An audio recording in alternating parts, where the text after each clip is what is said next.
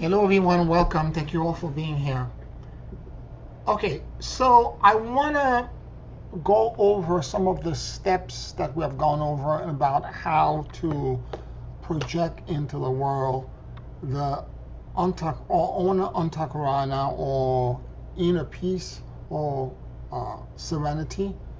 How do we release it into the world and project it to create an effect and affect to cause the outside environment to become entangled with us so that we can uh, entrain people, objects, animals, plant into the ascendance and the elevation that we know. The first thing I want to go over, I want to talk about, I had shared with you that in order for you to do this, you have to find your voice. And I want to go over that in some more expanded details. And the idea of finding your voice is connected to the concept that in the Bible, John chapter 1 verse 1 says, "In the beginning was the Word, and the Word was God." So your throat chakra, your vocal expression to the outside world, holds in it the key to creation. And if you're in right alignment and you're not fractured, you should be able to create and manifest what you want. That's your natural archetypical estate. This is where we all came from. But it doesn't mean this is where we are now. Most of us, and psychologists have done that research, neurologists have done that research, we intend and unintend, not consciously. Consciously, we intend for something to happen. Let's say you have you do an intention board and you intend to have this manifest and this create this and do that. But there are voices in your head, in your subconscious mind. There are fragments that are telling you the exact opposite. You are undeserving of this. You don't deserve this. No, you can't manifest this. There is a, because of past this lifetime trauma, fractured, and brokenness. Whether you were traumatized by friends, family members, etc., it creates all of these brokenness, and you're shattered in so many pieces, and each piece become a different intent and a different voice from the one that outwardly you're intending. I want this to be created. I want to move into that project. I want to create this goal. And thus this, when you are trying to create a project, as I'm asking you to practice the beyond time and space as an expression to allow a projection, first of all, a banishment of the existing metrics, of the existing zerapin, by removing it, but also the projection as well of your own integrated voices. And we are in some, I forget which author was saying that there are thousands of voices that are speaking inside our heart and our head in the subconscious mind. And they can never all agree on the same thing. And this is the reason since those of you who've been with me since 2008, this is the reason I've worked so hard on the intent, on the emotional intelligence, on the social intelligence, on the reconciliation and becoming neutral and all that. It's to help reconcile, because the knowledge on how to do that projection came to me in 2010, and I could not teach it because not only did I not have the proper vocabulary and manner of expressing how to do it, but more importantly, the group body, you, all of you, and there were a lot more that I was going to teach this to, were not prepared. And Lord Melchizedek knew this and created a restriction, a wall, and a boundary through which I couldn't find a way to express it. And now that all of this major work has been done, a lot of people who initially, when in 2010, when Lord Melchizedek asked me to create this ascension wave, and many people responded. Many of these people are not there anymore. Almost 75% of them are gone. And they dropped out for many other reasons. Some of them did not want to do the internal work, the inner work, the shadow work. They were not interested in accountability and doing work to help heal themselves internally. They were more interested in putting blame or the glory of having that kind of power, to be connected to the staff of Melchizedek and to be able to wave your hand and have things manifest. And that's what they wanted, but they did not want the inner work of creating healing inside, so that we become one voice, and so that we are not hijacked when we're projecting this very powerful thing out into the world. We are not hijacked by other forces to cause a negative effect to occur. So I'm saying this because I want you to understand that we have internal and subconscious program. And by no means I mean by that right now we are all perfect. We've done so much work, we are probably put together back at 51%. Okay? And as a group body, meaning we are more or less more coalesced and our intention are clearer. And again, if in every 60 seconds you intend and unintend 3 times, there is something wrong. You cannot manifest anything. The voice you're trying to create with, when you utter a decree to the universe to listen to you, when you're saying, go left, move right, go up, move down, bend, when you're saying all these commands, the commands are not being heard because the universe knows that there is no real unified intention. There is no power connected to it. The power is dispersed and scattered, and it's all over the spectrum. And therefore, it doesn't have to listen to anything. Okay? Moreover, it's not just the voices of these subconscious fragments and program that needs to be unified, but there is also a very important player, or foreign player, that comes in as well. The imposter syndrome exists in there. The dweller on the threshold will show up as well and will try to resist you by telling you you are undeserving of this incredible power. Who are you to think that you can command the universe and have the universe obey to you? You're nothing. And I'm not talking about consciously, but subconsciously, right? And if that happens, it again undermines your confidence. It undermines the certainty with which you're trying to decree this into the world, to release it. Okay?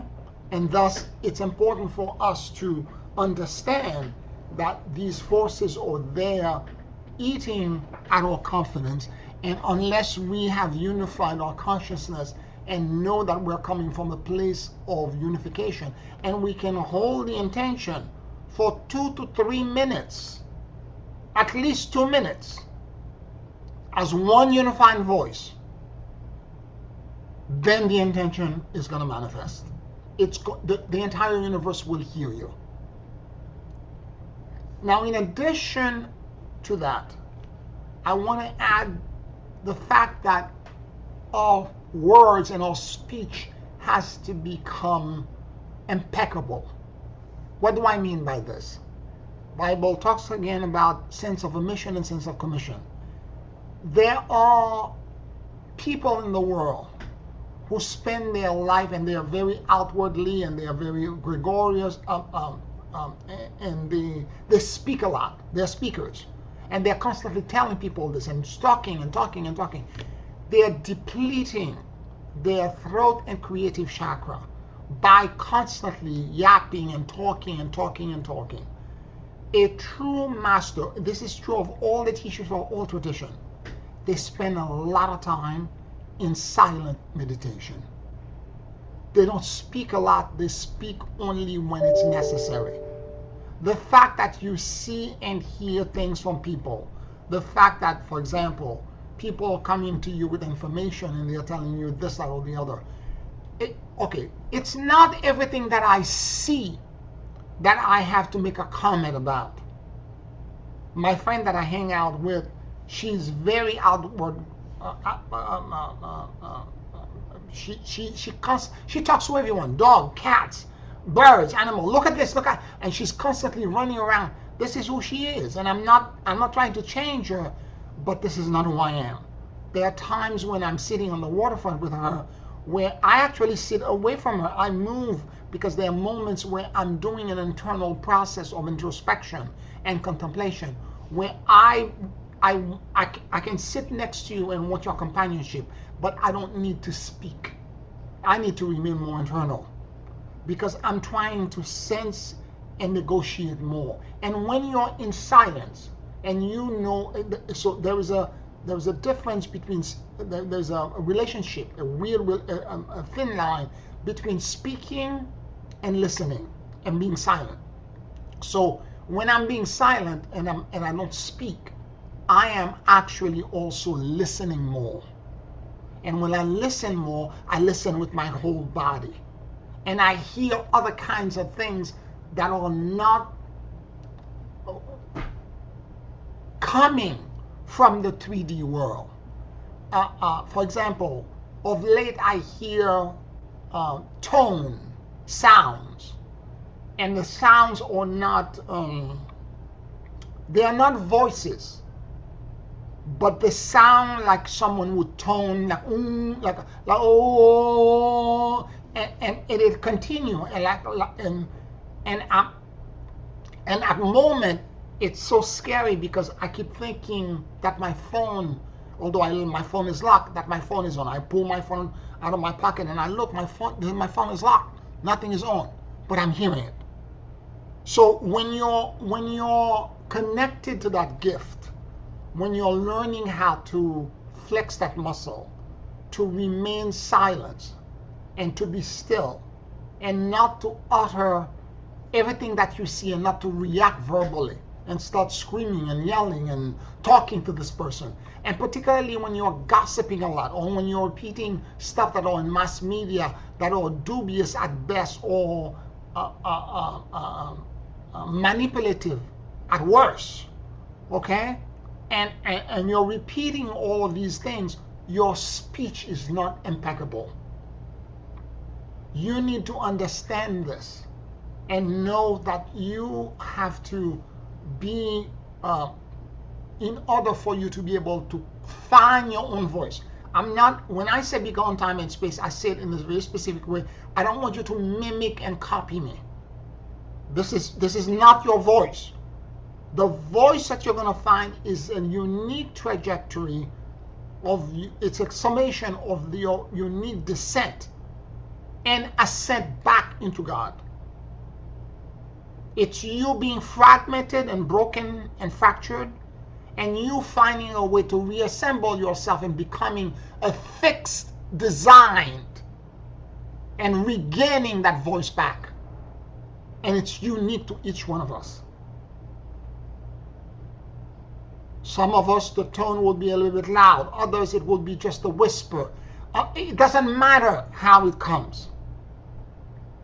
But you're going to find a way to express it. And the final thing I will add to this is that it's not just a matter of knowing when to remain silent and when to speak, but it's also a matter of, in your emotional relationship, about your boundaries, particularly with your kids, your friends, and the people that you care for. Your yes has to be a done deal. When I say yes, it is something I will do no matter what happens. And when I tell you no, no is a complete sentence, and you need to walk away. You need to walk away, because I don't need to qualify my no to you. I've shared this with you before. I was at doing the book signing for my first book at this bookstore, esoteric bookstore here in Manhattan. And there was a young man that kept on making all this ruckus and everything else. And he was asking a couple of questions, and I answered it. And I looked at him, and I could tell that what he needed the most was a hug. And I said to him, "May I give you a hug?" He said, "No." I said, "Okay." And I changed the topic and I started talking to someone else. And he kept on trying to come back to explaining to me. I kept saying to him, you said no, that's all I needed to hear. You're a sovereign being. When you say no, you don't need to go back and explain to me why you said no. I put an offer on the table. You said no. I am already halfway down the block, walking away. You don't need to explain it to me. This is your right as a sovereign entity. And I expect the same in return. When I tell them, you know, I cannot do this, I don't need to go back and explain it. Because, it's because that or the other. I don't need to qualify it. I'm not doing this. No. And then I'm done. And when the reason for this is that if your no and your yes or maybe, meaning that when people who you're emotionally entangled with know that they can wear you down by rotating around you and keep asking over and over again until you're, and children are great at doing this. They keep going around, but what if, but, and as that happens, eventually you say yes instead of no. The universe is paying attention to everything that you're doing. And therefore, your voice is weakened. You're not capable of manifesting. Because your yes, your no's, or maybe. And all the forces and the celestial forces, the angels, the Elohims, the archangel, and the celestial hosts, who are holding all the forces of nature, when you say be gone time and space trying to banish it, they will not listen. They will not hear you. Because they know that your word is not impeccable. You don't mean what you say because there is always a back door that's open. We have to be very careful because when we speak and we behave, we don't know who's listening.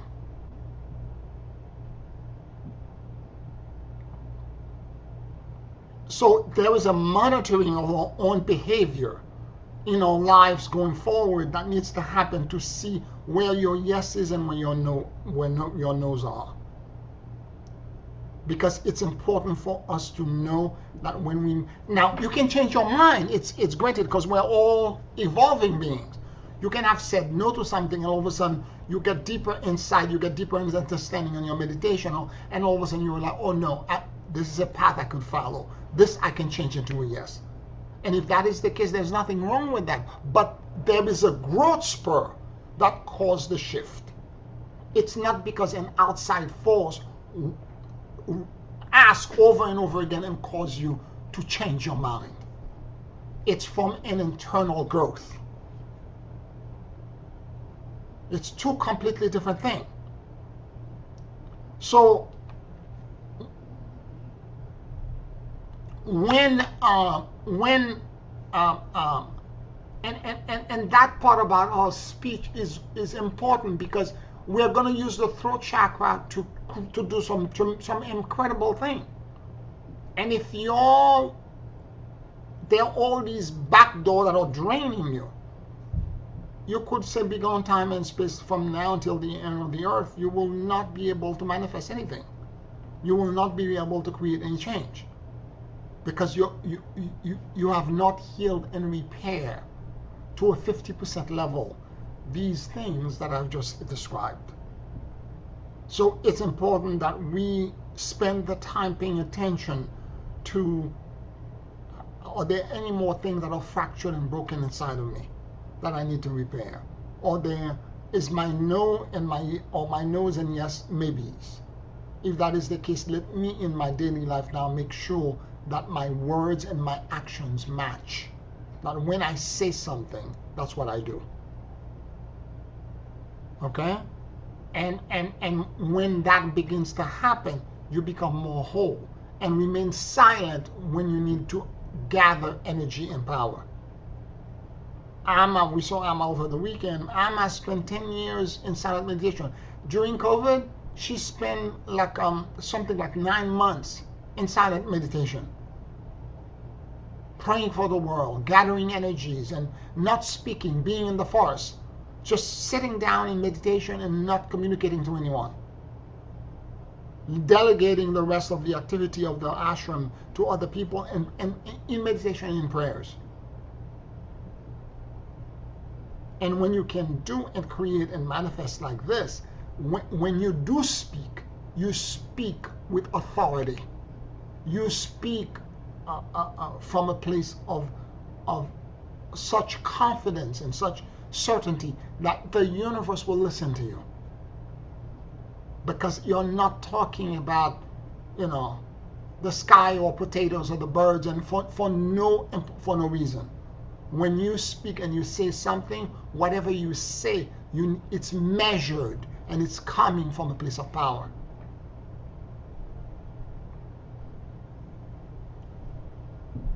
Any questions, any comments?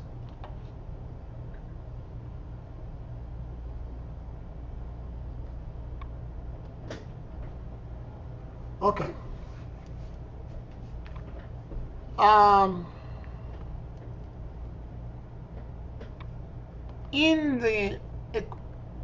When we are about to do the beyond time and space, I need to explain a few things to you. I have asked you to open and close your fist like this 3 times when you say beyond time and space, right? It's a mudra. The mudra is our hand and finger position that you use in meditation. Okay, so this finger, there are 5 elements. And these elements, according to Indian Vedic teaching, the 5 elements, this is fire, this is air, this is space, this is water, and this is earth. And when you, depending on the position, there's a whole science, a Vedic science that's connected to all of this. If you do this mudra, it means certain things, and you're gathering certain kind of energy. There are mudras that are even fist like this. There are mudra where you overlap hand onto palm of the, and you're putting all of this on your lap, and you're meditating silently while repeating mantras. Sometimes it's just non-stop. And as you do this, certain kind of different energy are harnessed. The reason is that our body is a quantum vehicle, and our fingers exude certain kind of elemental energies that are gathered out, and the certain kind of hand gestures recycle certain energies and attention and cause a enhancement in the broadcast of specific energies. So when you do the hand gesture and you're opening and close, it's a banishment. You're casting out and you're trying to remove what exists there. So when you take your hand and you say, "Begone time and space," what you're doing is that you are, in the space that you're looking at, you are actually banishing. The begone is the banishment. I'm banishing what's out there. I'm removing everything that exists in the tree from the location I'm looking at. It could be a person, it could be a house, an apartment, it could be an entire town. I am banishing all 3D time and space and disempowerment and laws, physics, and all kinds of restriction that are connected to the Zehapin, the little face of God, a lesser expression of the divine. I'm casting it out.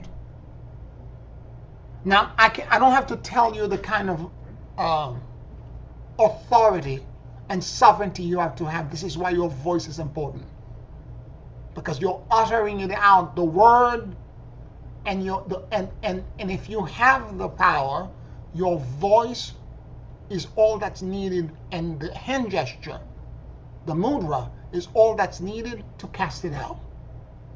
In 3 words: begone time and space. And by the time you say, at least for me, the way I say it is begone time, the space trails a little bit longer. Now, in order for the existing metrics to be removed, for me to place a new measure of God, for me to entangle the peace and the serenity that I already have within me externally into something else, a person, an environment, a community. In order for me to do this, I have to make sure that not only is it coming from a place of power, but that I am also capable of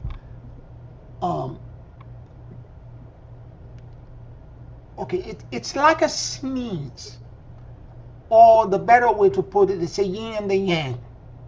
The first thing is the banishment, it's the begone, time, and when I go into space, as I release it, remember that middle finger connects to space. I release it into a begone time and space, and I release it, I project it. And as I do this, I typically the length of time that I say space is typically longer, because what happened automatically, it's like a wave, a sine wave, begone time and space, and then so first the banishment, and then the projection automatically follows, like it's one continuous movement. They are two separate things, but they behave like they are one continuous thing, because the universe abhors a vacuum.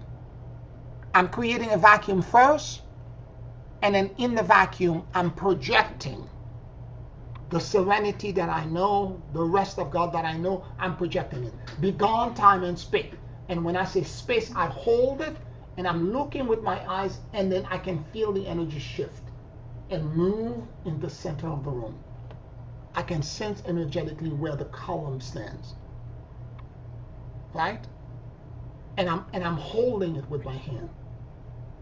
And while I'm holding it, I can still feel the energy in the middle of the space, and I'm holding it, and then I sense now the guardian coming in. And the first guardian comes in from the core of the earth, counter-rotating, and moves all the way to the top of the column, back into the throne room of God. As that is happening, I am now following it with my breath. I take one breath,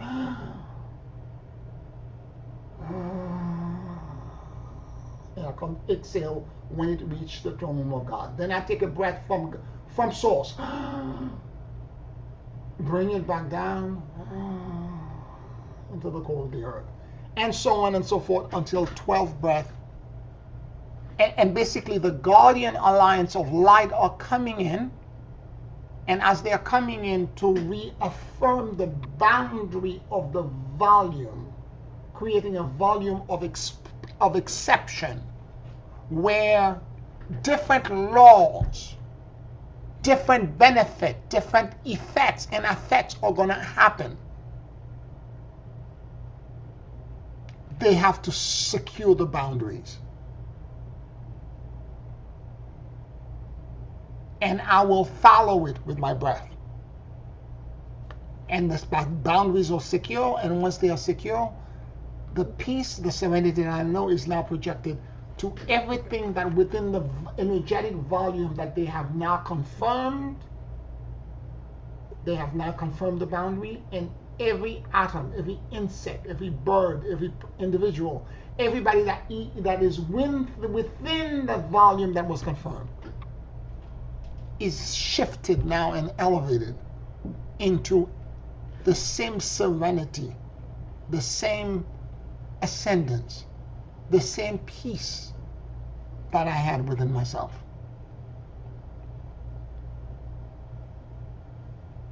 I am now entangled with that outside environment.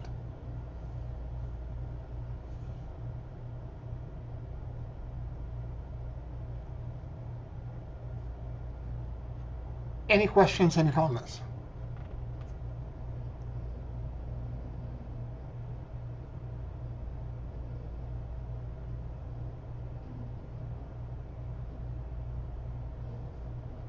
Now,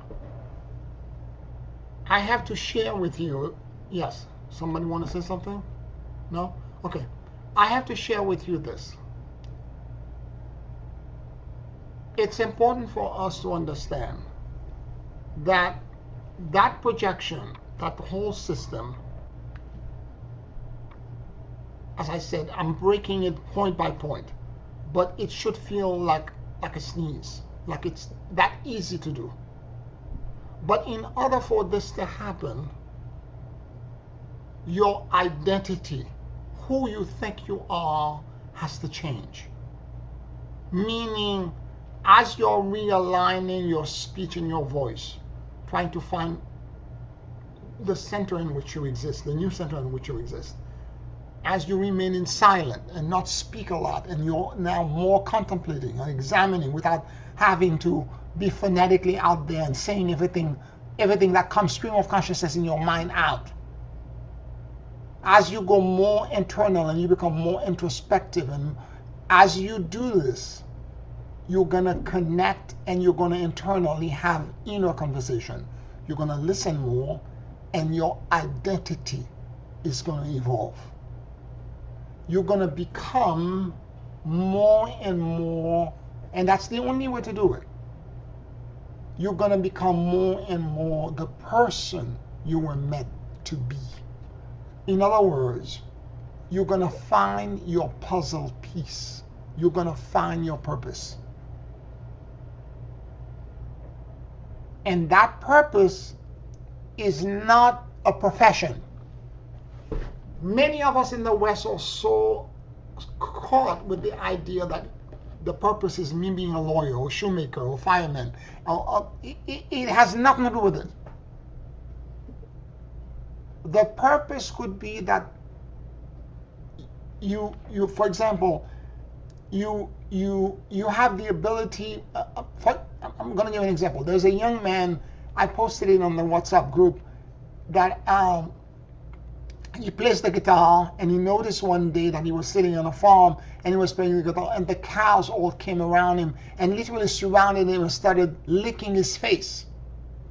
And then he played around dogs and cats, and he's been all over the world in all kinds of environments. He did it even to crocodile in a swamp, where he was sitting at dusk and there were, I don't know, maybe 15 or 20 crocodile. He started playing the guitar and singing a cappella. I mean acoustic guitar with singing. As he was singing, all of a sudden all these crocodiles started coming out of the swamp, and they were literally 3 to 4 feet away from him, listening to the music. For whatever reason, he has the ability with his voice to soothe and entrain all these animals into a rest. In fact, after that, I was so scared for him, I thought he was going to be chopped up. That's why I was watching the video, and when he was finished with the song, there's somebody that was videoing, he said, "So what do we do now? Pet them?" I wouldn't dare touch this animal. Their jaw will chop your hands. But they were all around him.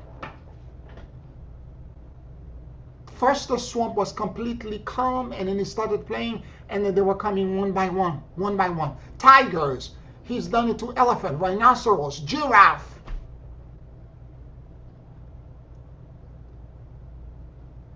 This is an incredible purpose. This is a puzzle piece to realize that you have that kind of ability. That when you are in your heart, and he's such a kind and loving soul, and he's so connected. I would be scared if these animals were coming, crocodile were coming so close to me. I don't know if they were crocodile or alligators. I don't think they were crocodile. It doesn't matter. You know what I'm talking about. But in any event, the part that to me was shocking is that he was able to do it, to remain at peace and serenity. His voice, he didn't sweat. He kept on singing. The closer they came, he kept on singing.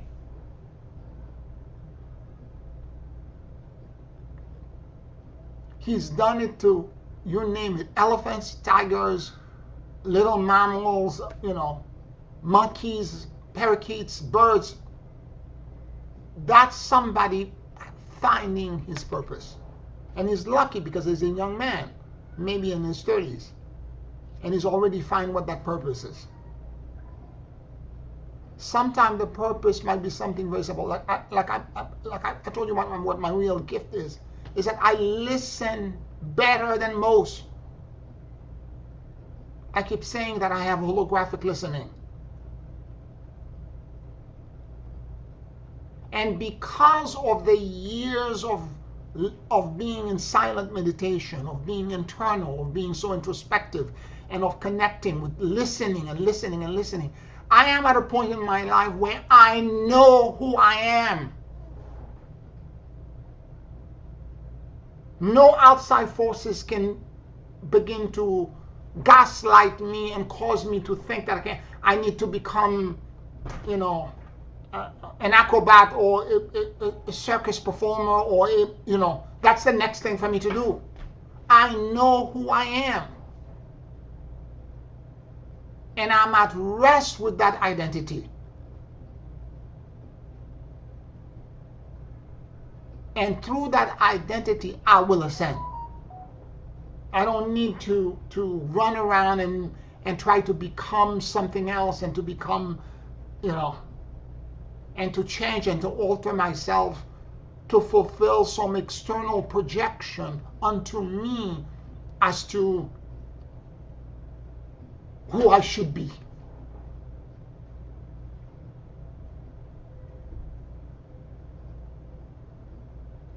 Maybe your purpose is for you to be a gardener.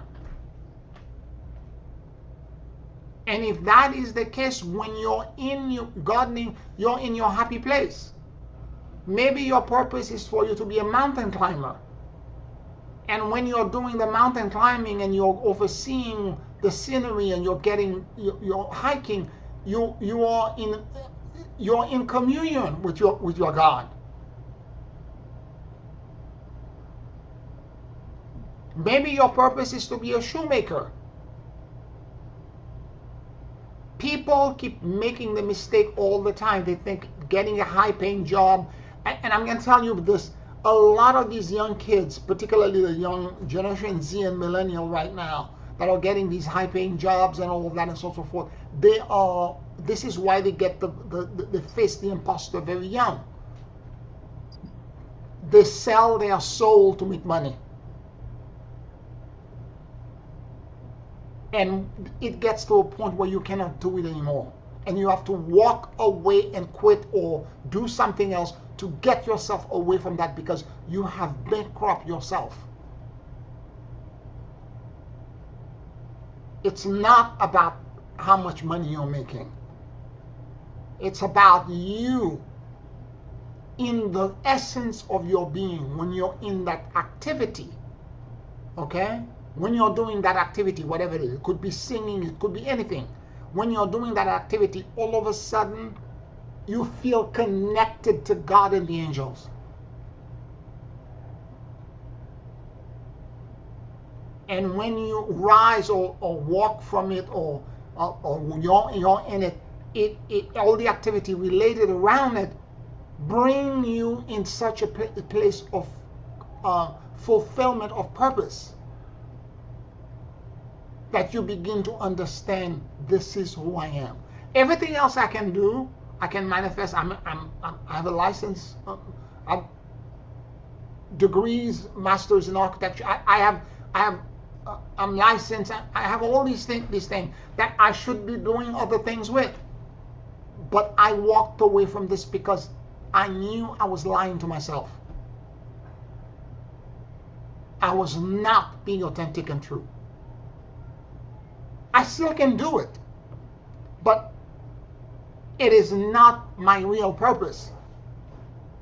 And I need to do right now what is true and authentic to me. So in the process of this inner exploration to find your voice, you're going to also find, and you have to negotiate and come at peace and at rest with your identity. Who you really are. Maybe your purpose is to be the best mother that there is, or the best father that is. Maybe your purpose, I don't know. You're gonna have to figure it out.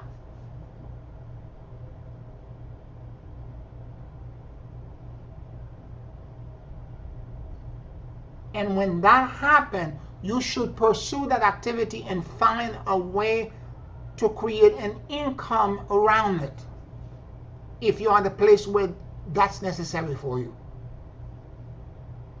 Maybe you're an artist and you draw. And when you draw, you become alive. You need to spend the time drawing. You need to spend the time expressing yourself artistically. And the more you do it, the closer you're going to get to your identity, to who you are, and what your purpose is.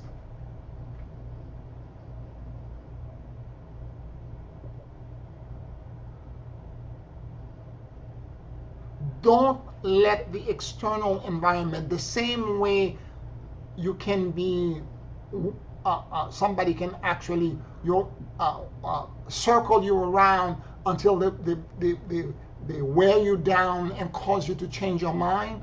Don't let external pressure wear you down so that you become something that you're not.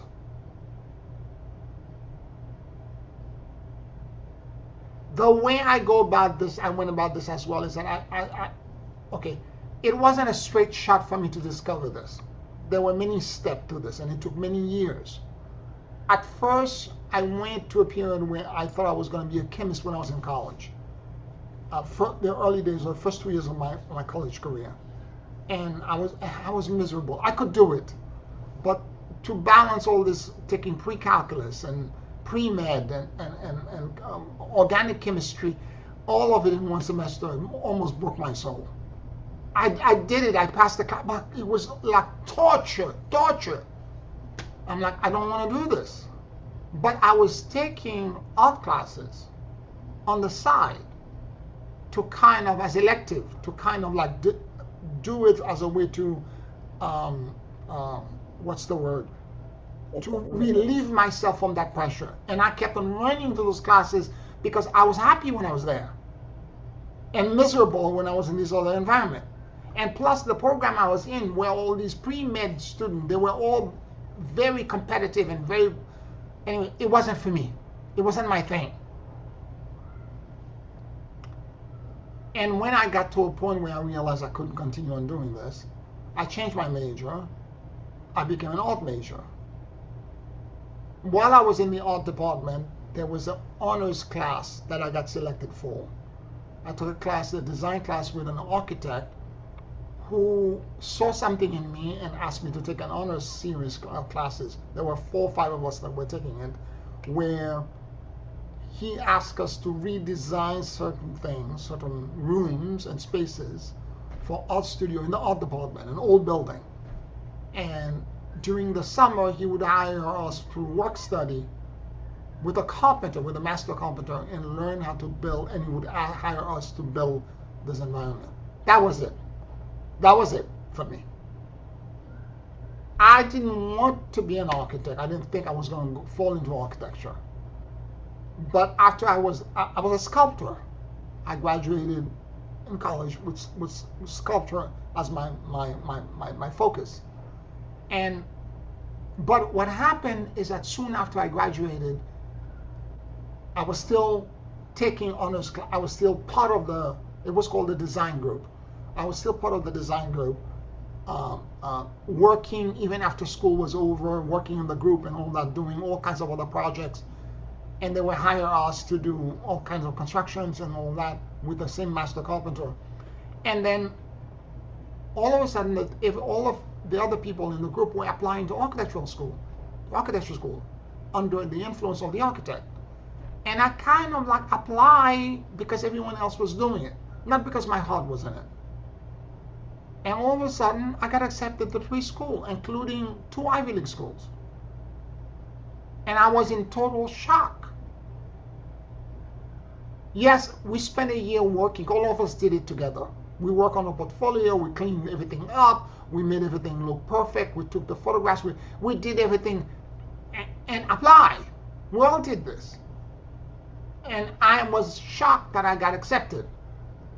And when I begin to remember, I did an internal meditation to kind of figure out, when I begin to remember my happiest memory, to try to see what was my original purpose, because before the environment domesticated me into who I am right now. At the time, I remember an ant farm. I was back in the Caribbean, and I was creating a mud castle on top of the ant farm, and I was creating archways and rampart and all that, and I wanted the ants to move in a line, and I was trying to guide them through the opening, the archway I created and all that. And I realized, okay, maybe architecture is the right place for me to go.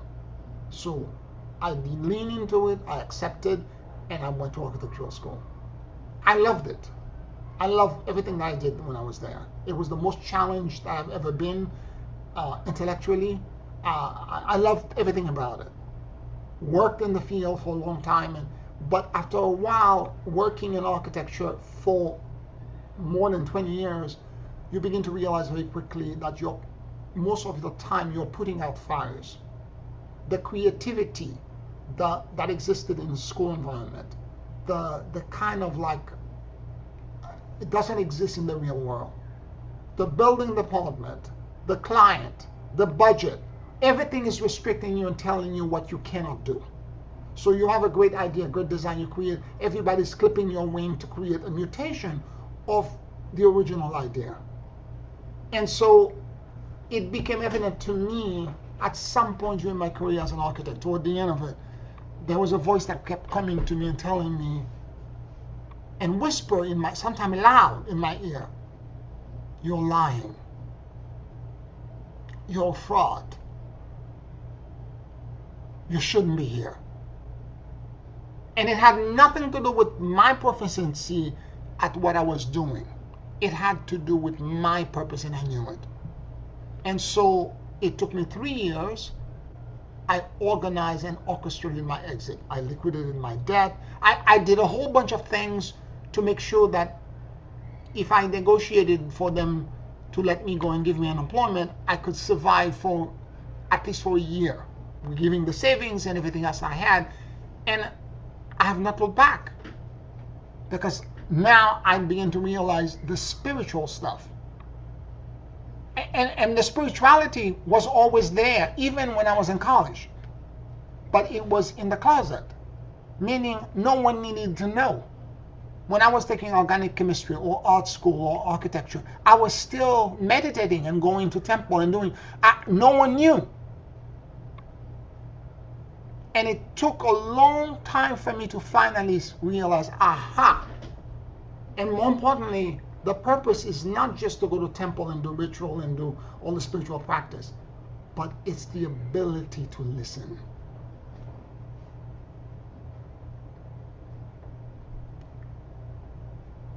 And when I listen, I am in my happy place.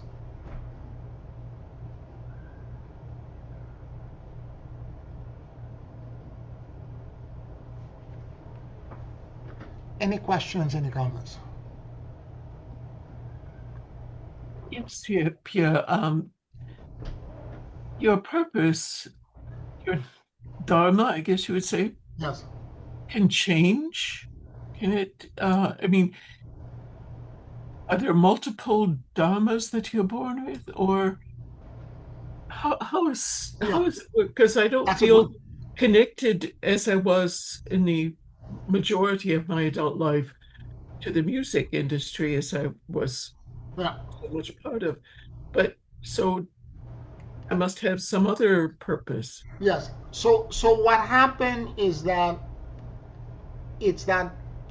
Okay, let me use Dr. Stone as an example. Dr. Stone renegotiated his contract 3 times, and he left this planet when he was 52. This is my teacher. and you renegotiated this contract 3 times. There are times where you come on earth to do something, and once you have fulfilled the contract, you can renegotiate into something else. It emancipates into something else. It's not that you have multiple dharma, it's that you can, and it's not conscious, it's from a soul level. Okay? All of a sudden you find that your interest in this kind of end, and then you feel like you're stuck in a glue trap, like I did when toward the end of my architectural career. I'm like, I don't want to do this anymore. Because the other thing I was doing as a weekend thing, as an after work thing, like teaching classes, and I'm feeling so much more enthusiastic and fulfilled when I do this. And what is it that Joseph Campbell said? The way to find your purpose is to follow the bliss. Mhm. Follow the bliss. In your case, the bliss was certainly directing you in the spiritual things, Yes. but within that overarching umbrella, it was the listening part that Yes. really was really the core Yes. root of that purpose, right? Yes. So it may be there are layers of. Yes, there are layers to it because initially, what's the right way to put it? God never gives you the whole thing all at once. It just says go east or turn around, and then you have to find your way through it. Do you see what I'm saying? It doesn't tell you uh, from the get-go your gift is listening. It doesn't tell you this. It lets you go through all of this, and then when I go to the spiritual stuff, it took me a long time to realize that when I meditate and I go into this deep meditation, when I get into the blessed field, what I can hear, what I can sense, are so enriching to my soul that I am in my element. Well, I think all of us probably find a great attraction and a great fulfillment in the spiritual arena. We've certainly been part of this group for Yep. long enough to show our dedication and deep fulfillment with it. But that doesn't necessarily mean that's what our career path should be.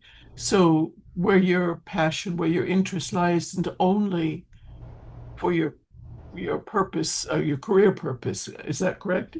Yes, you're correct. And also the way the gift manifests. For me, it's listening. For other people, it might be seeing. Do you understand? It's not the same thing. For someone else, it might be a mediumship and connecting to spirit. It's different from everybody, right? Even within the spiritual arena.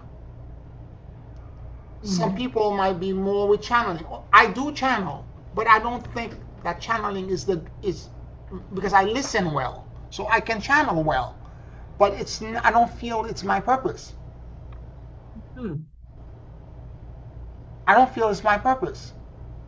I love working with creative projects, art, graphic arts, Yeah. particularly working on your book, working at my job in the graphic design projects that come along. Uh, I enjoy very much, but I'm not sure that that's my purpose. I I love doing it, but Yes, and I don't know. It's going to evolve for you. Okay, that's all I can say. I don't know. This is an inner inquiry, an inner journey that only your soul can reveal it to you. And when it happened, else is going to make sense. You're going to realize you were like this from the get go. It was so deeply suppressed. You didn't see it. You didn't hear it. and I think maybe sometimes they're on a timer. When the timing is right, it will Yeah, be revealed. yeah, yeah, Is yeah. that true? Yeah. Yeah, and this is what I meant about renegotiating the contract.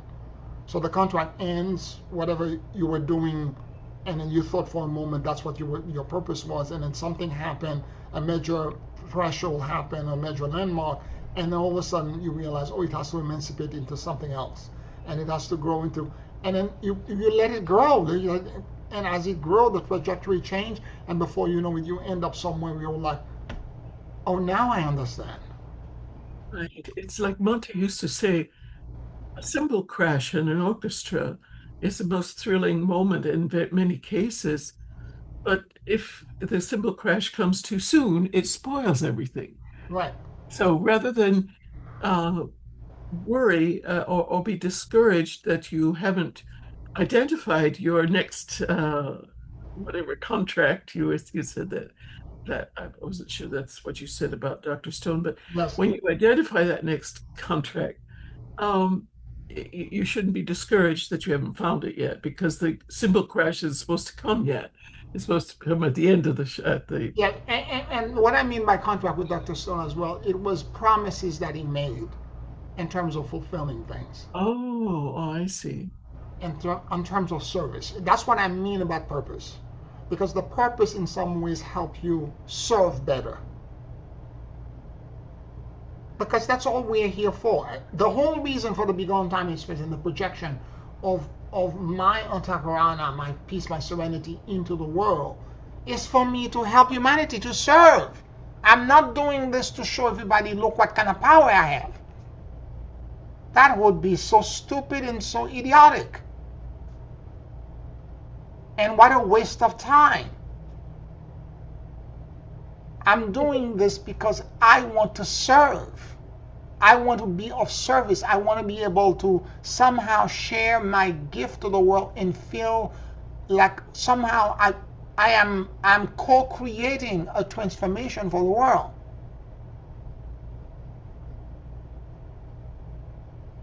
Would you say that service is the focus of all of the different types of dharma or purposes that anybody can have gardening, as you said, or raising a family or being a teacher or whatever it is, Yes, that it's service that is at the yes, bottom of it.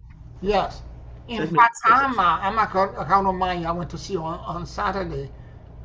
She doesn't teach ascension. She tells all of her devotees, I want you to serve, and the ascension will come.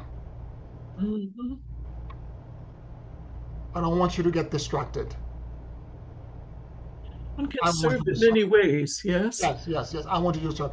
And of course, if people have different ways, different purpose and role that they play in the operation that she runs, but but the service has to be the right kind of service. There are people who are serving and they think they are serving. What they are doing is that they are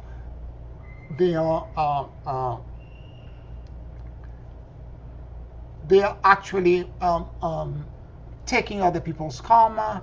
They are doing things that are connected to the toxicity that they know, and they because the church did a number on all of us about service, and it's not true service if you're doing it from a toxic place of guilt.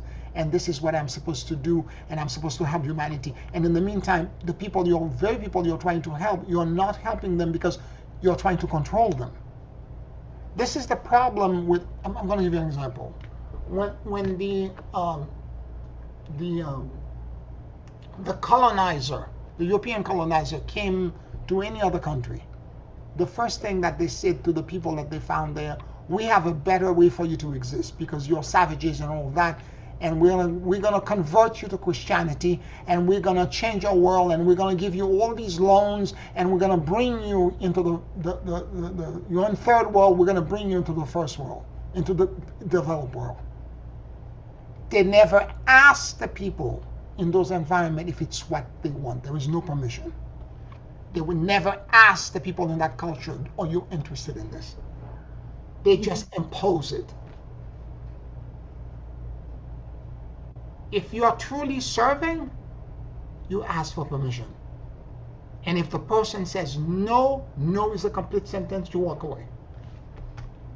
If the entire culture says no, walk away, stay away from them.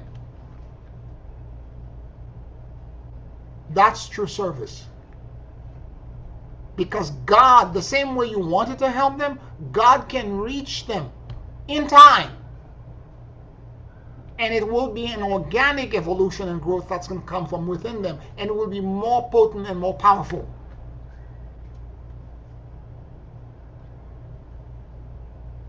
If your service looks like you being a colonizer and trying to tell people what to do, and people are not doing this, and you're getting excited because this one is not doing, it's your control issue. You're too controlling. And you need to put your ego in check. It's thy will be done, not my will. And God can reach them in time.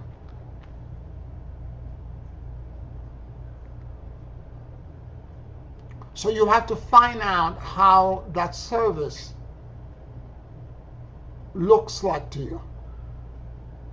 If you're trying, it is my hope with all the work that you've done, that when you come to that crossroad, you will recognize quickly if your ego is still wrapped with some trauma that will, or domestication patterns that comes from this lifetime or past lifetime that relates to controlling and trying to impose your will on others, while seeing yourself as being on the side of the angels.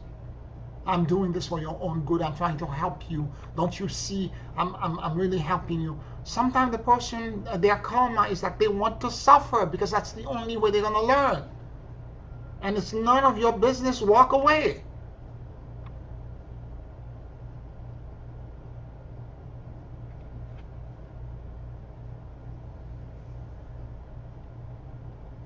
You know the number of time that I have witnessed things on people, family members, friends, and this is where the silent sense of a commission, sense of a mission, the silence is important. And I'm realized they're doing this, and I know they're gonna get hurt, but I can't say it because in my silent meditation and prayer and by listening, I know that that pain is gonna cause them to grow. Mm-hmm. And I And have could to it say be no. that your growth, that is, from whatever level you start off to a much higher level, is your purpose? It could be, it could be, but that growth look like something. And you're going to have to somehow identify it. Mm-hmm.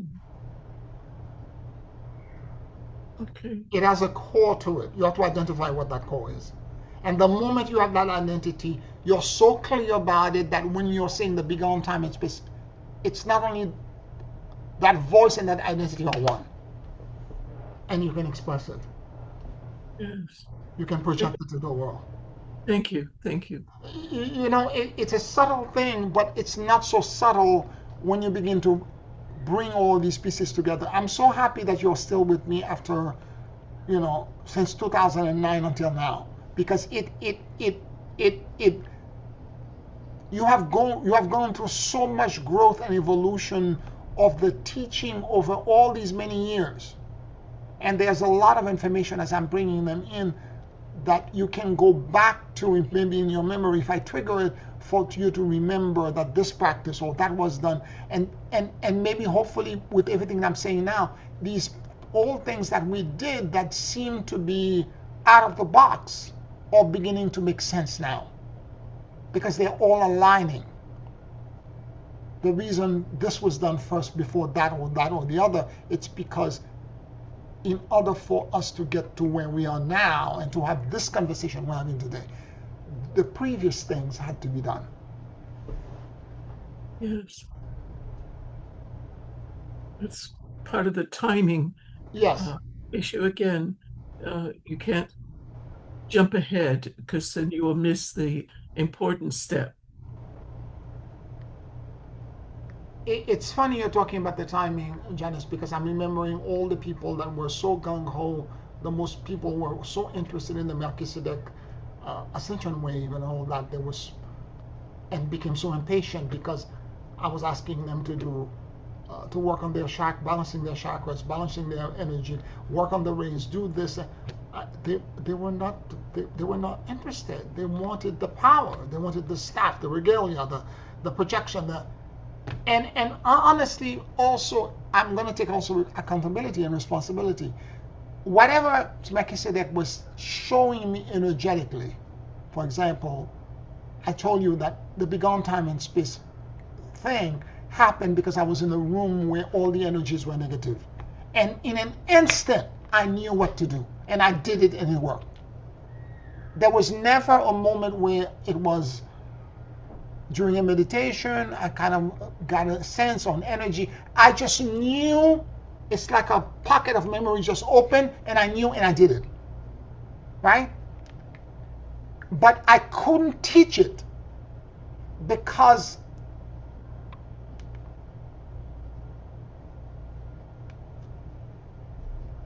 in order for me to find, the universe gives you what you need, not what you want.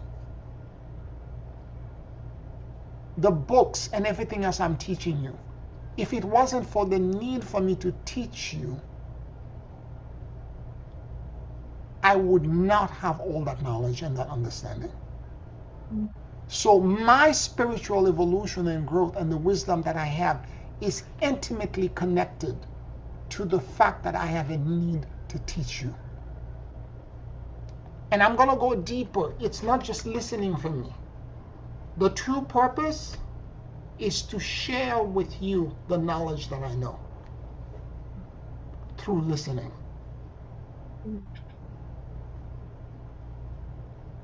Real symbiotic relationship. Yes, yes, yes.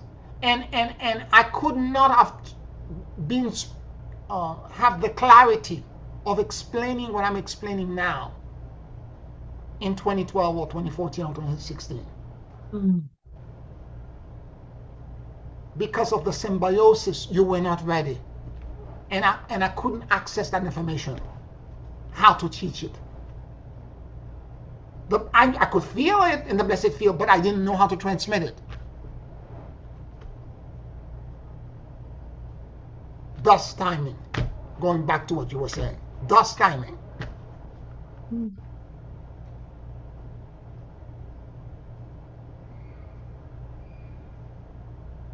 It's beautiful. It really is. Well, it is. It is beautiful. I was just thinking, be at rest, be at peace, follow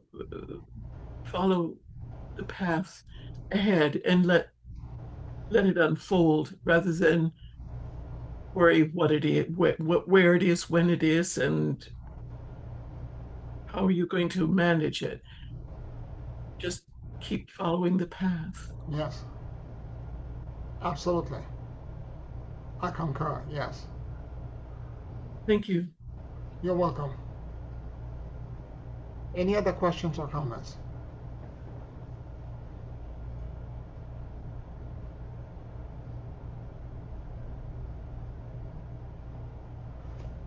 Okay, let's take a 5-minute break and then we'll do the closing meditation.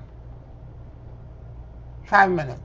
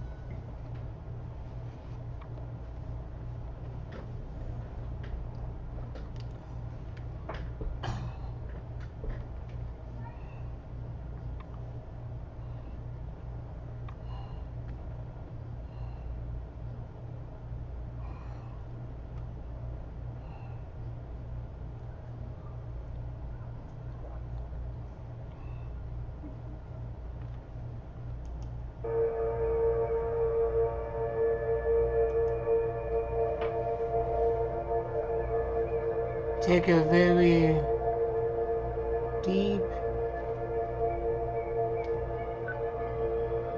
and slow breath.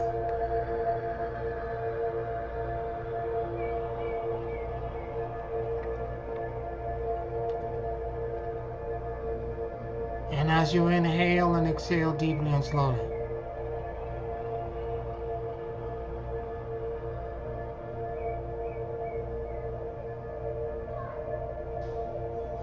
allow the universal life force that permeates everything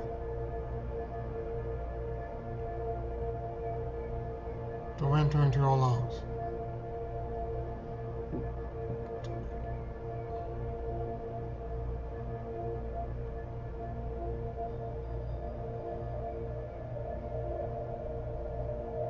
Keep breathing deeply and slowly.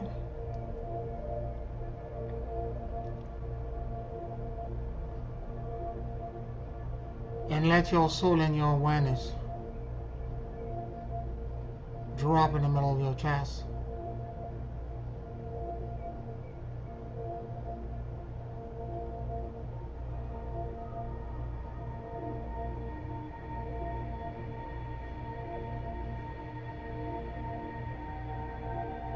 Please forgive me.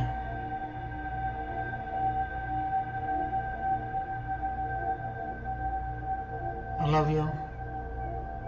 And I let go.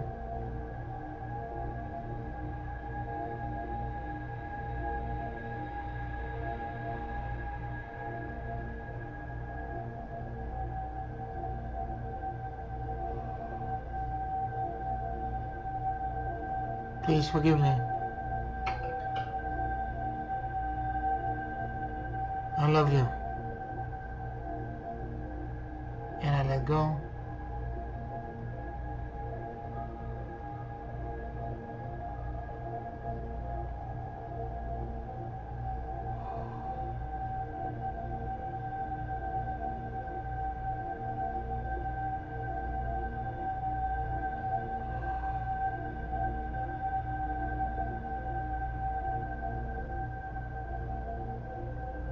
Let your mind and your heart sync with each other.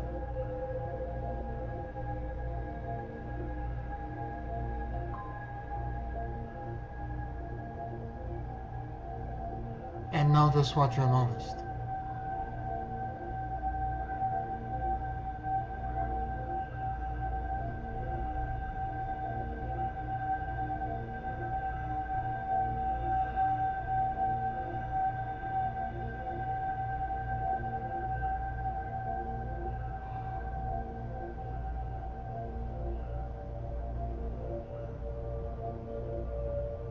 Please forgive me.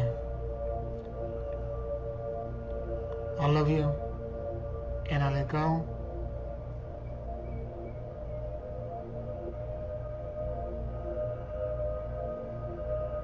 Please forgive me. I love you. And I let go.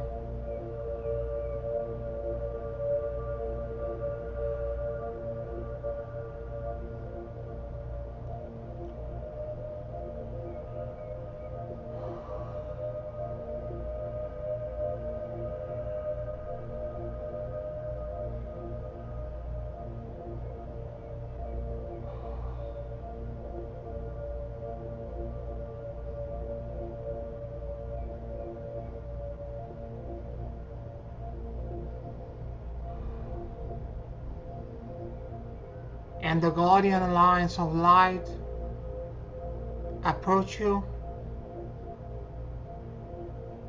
offering to gift you their shields of light and protection.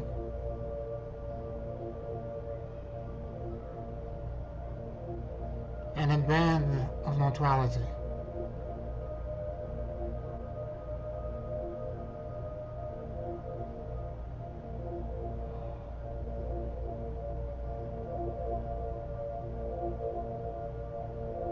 If you are ready to accept this gift at this time,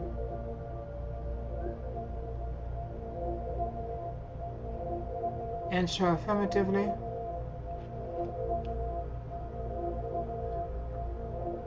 And let the energy of the first guardian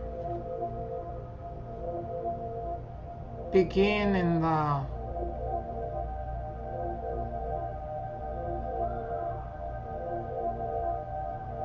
center of the earth, counter-rotating, moving through the bottom of your feet, passing through your core, exiting outside of your head, and going into the top of the fourth dimensional body while creating all around you.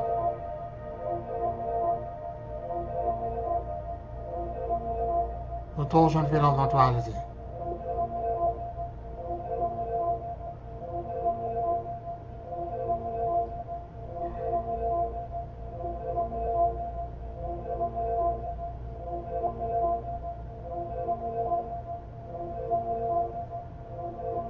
Begone time and space.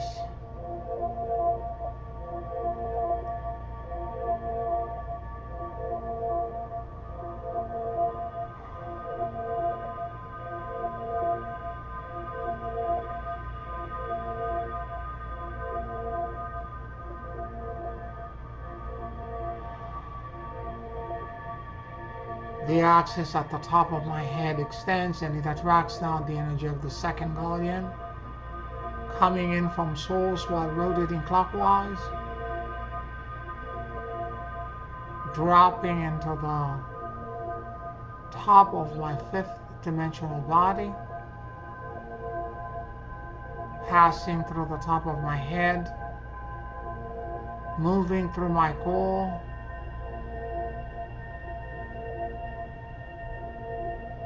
and going into the core of the earth, while creating all around me.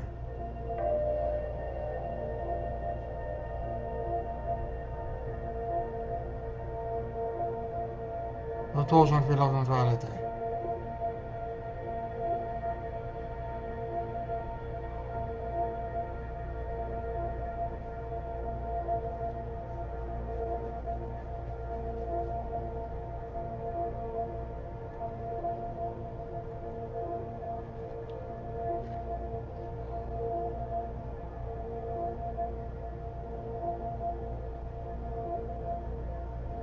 Begone time and space.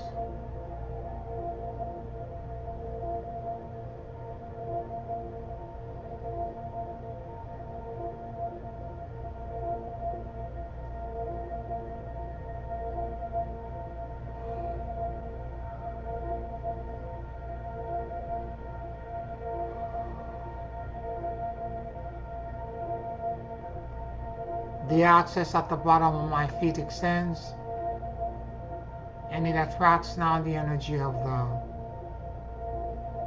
third guardian,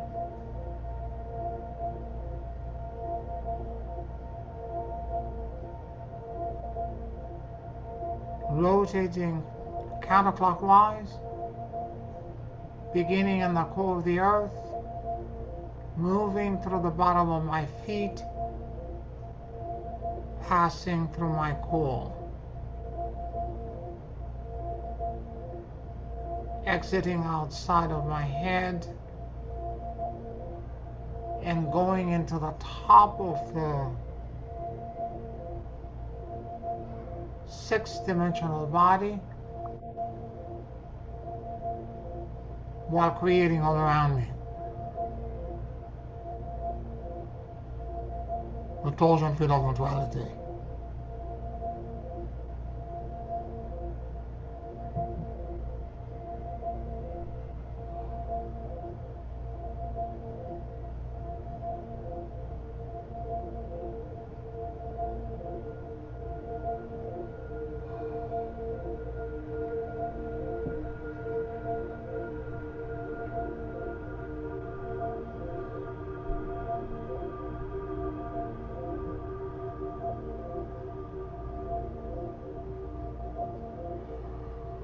Begone time and space.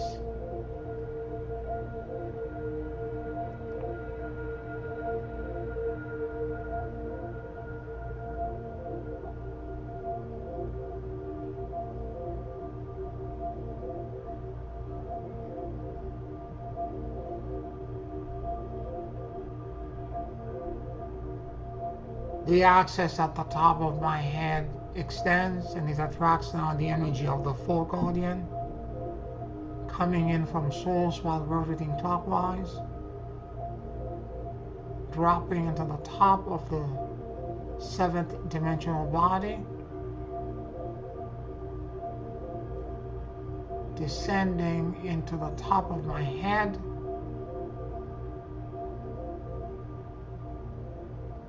moving through my core, exiting at the bottom of my feet, and going into the core of the earth while creating all around me.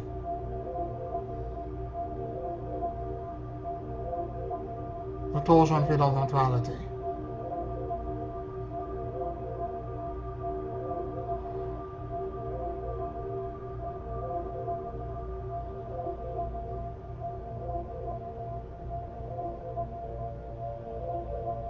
Begone time and space.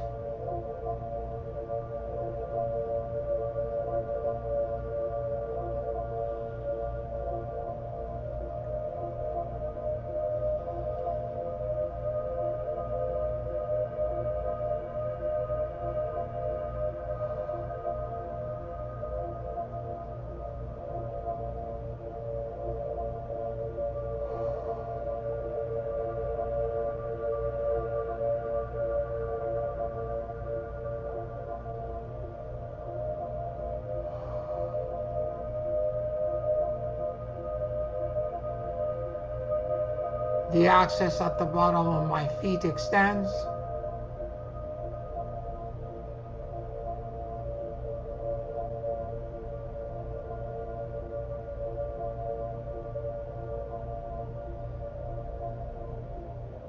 And it attracts now the energy of the fifth guardian, coming in from the core of the earth, counter-rotating, moving through the bottom of my feet, rising through my core, exiting at the top of my head, and climbing into the top of the eighth dimensional body while creating all around me. A torsion field of neutrality.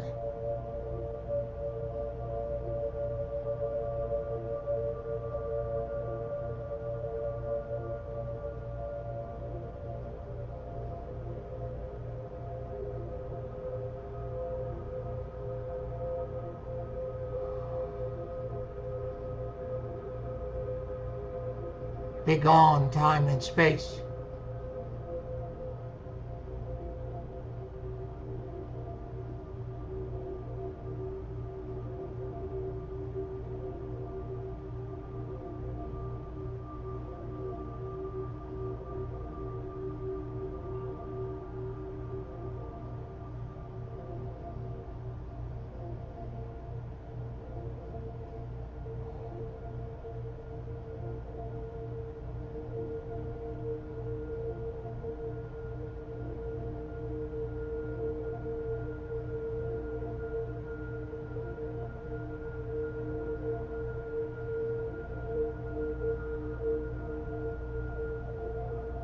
The axis at the top of my head extends and it attracts now the energy of the sixth guardian, coming in from source,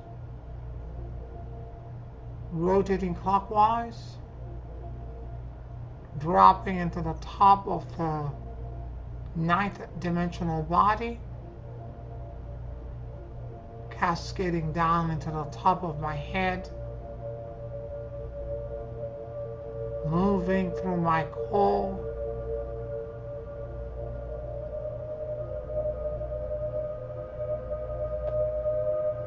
exiting at the bottom of my feet,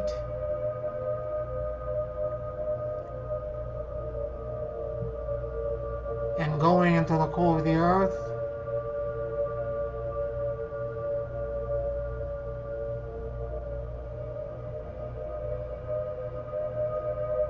while creating all around me.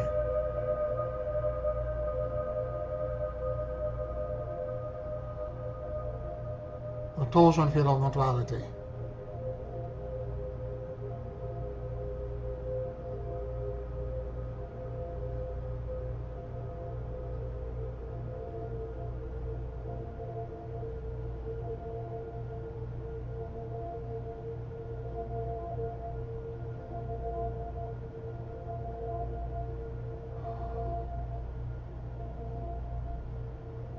Be gone, time and space.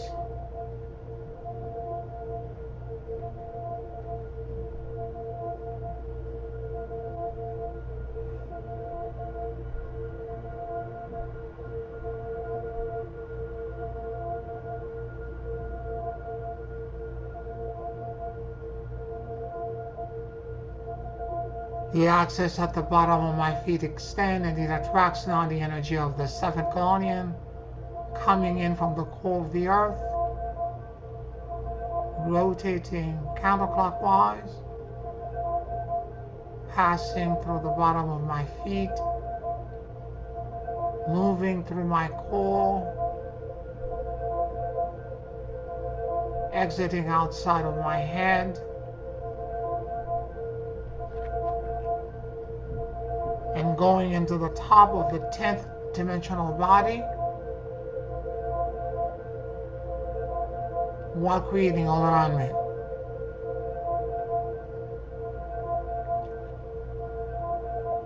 A torsion field of neutrality.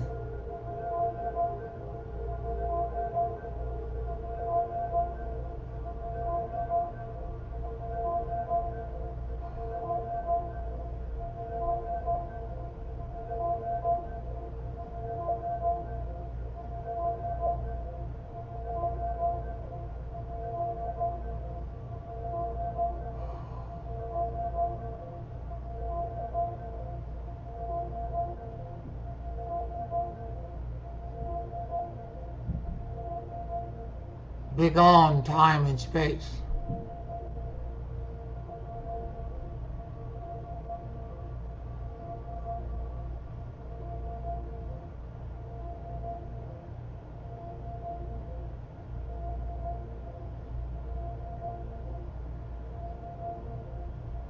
The axis at the top of my head extends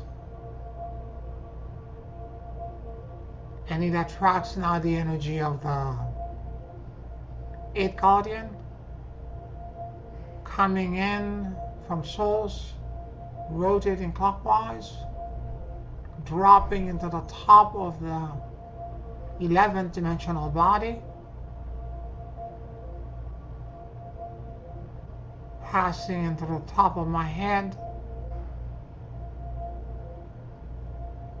moving through my core,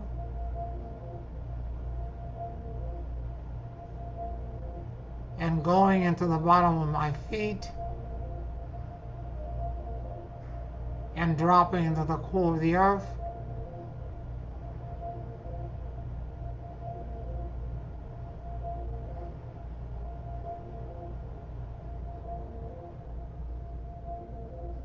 while creating all around me.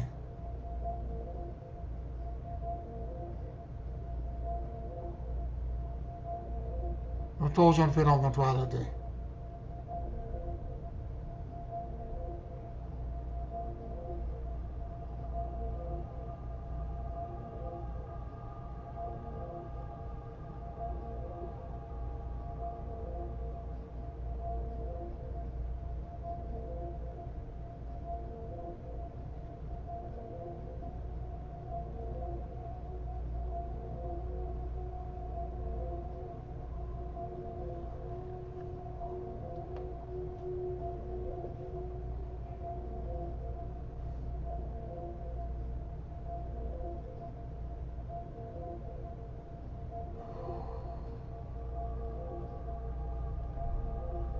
Be gone, time and space.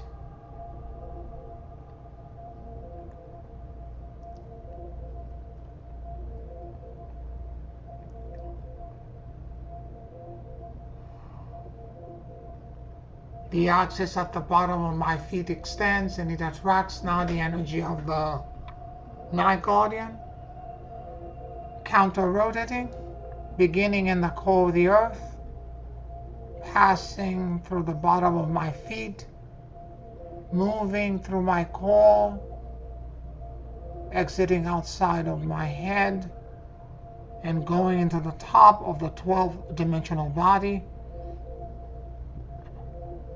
while creating all around me. The torsion field of neutrality.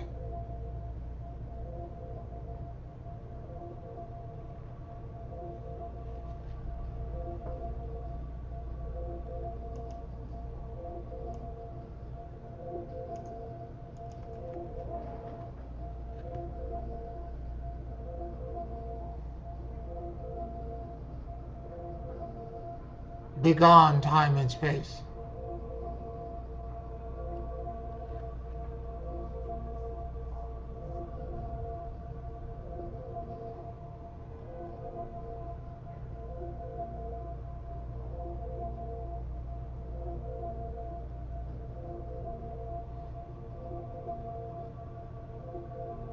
The axis at the top of my head extends and it attracts now the energy of the 10th guardian coming in from the top of the 13th dimensional body, rotating clockwise, dropping into the top of my head, passing through my core,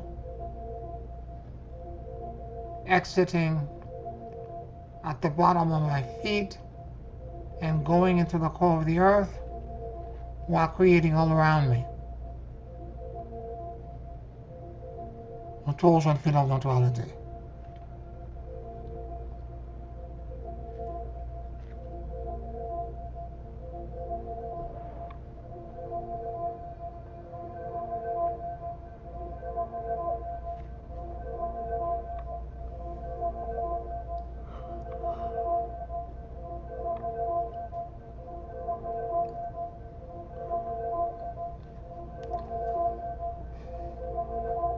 Begone time and space.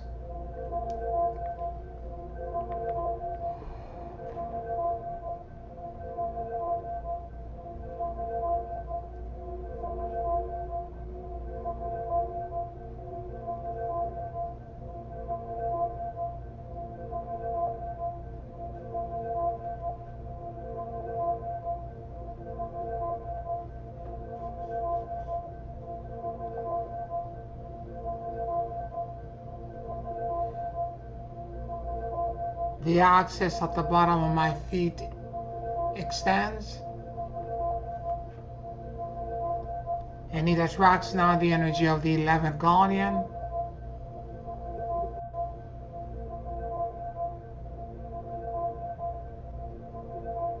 coming in from the core of the earth, counter-rotating, moving through the bottom of my feet, passing through my core, exiting outside of my head, and going into the top of the 14th dimensional body while creating all around me. A torsion field of neutrality.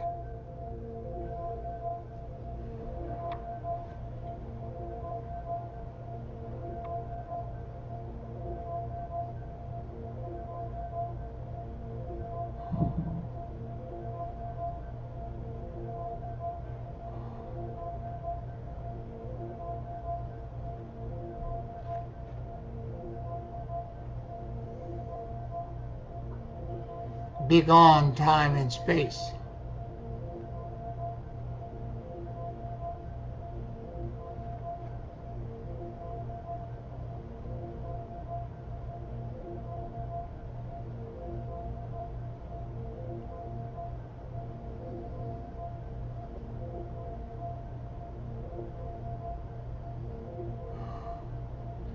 The axis at the top of my head extends and it attracts now the energy of the 12th guardian coming in from the source while rotating clockwise, dropping into the top of the 15-dimensional body, passing into the top of my head, moving through my core,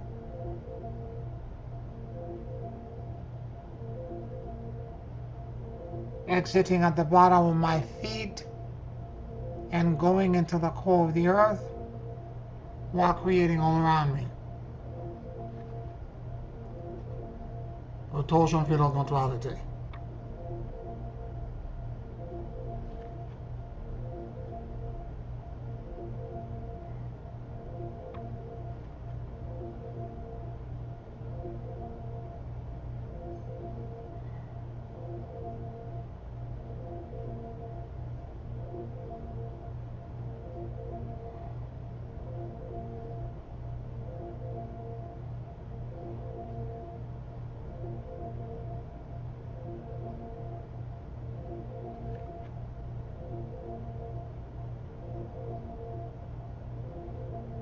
Begone time and space.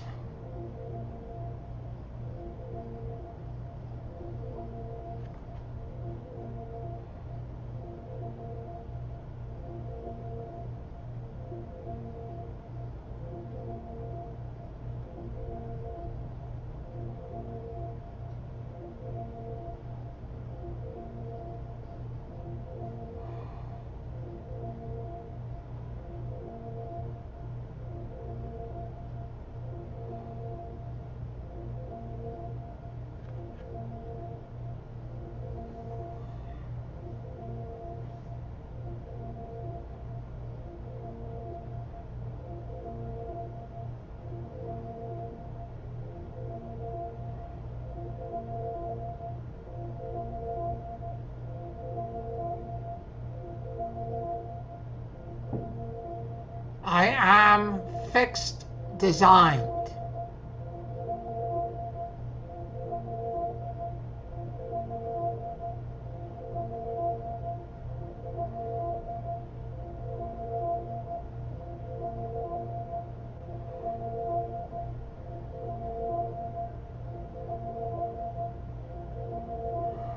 And I am speaking in one voice, one intention, one purpose.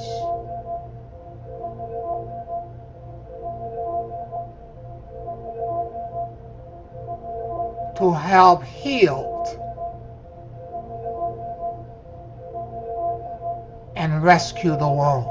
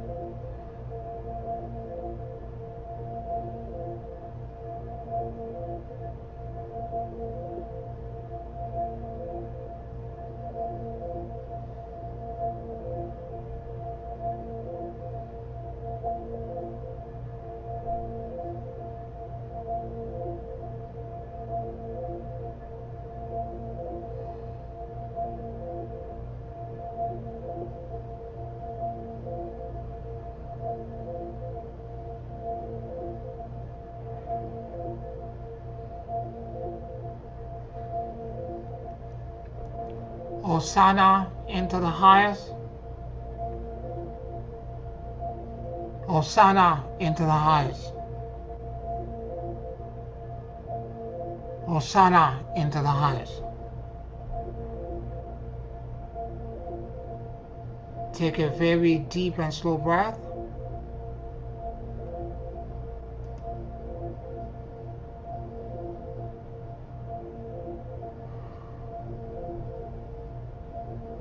And whenever you feel ready,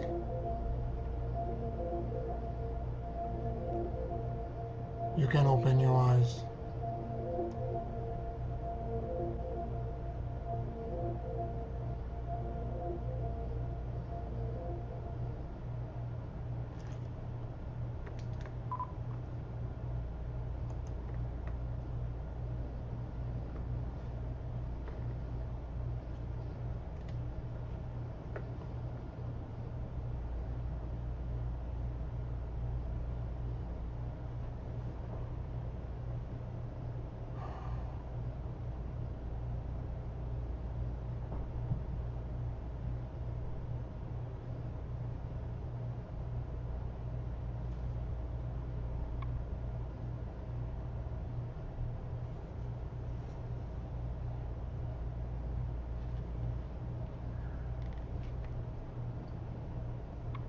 Thank you, Pierre. It was a very different experience, penetrating and deep, and of course, beautiful. Thank you.